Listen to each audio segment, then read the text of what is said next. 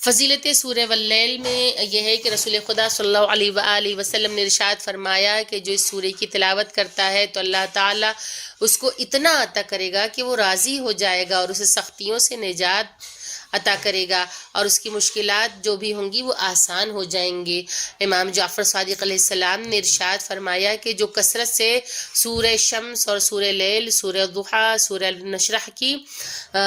علم نشرح کی تلاوت دن رات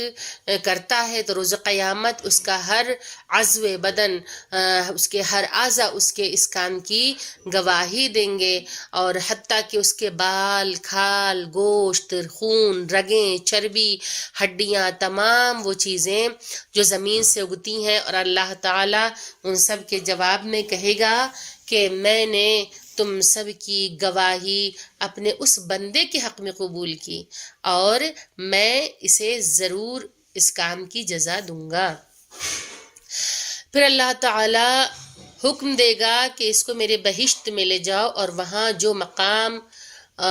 جو چیز یہ پسند کرے اسے عطا کر دو۔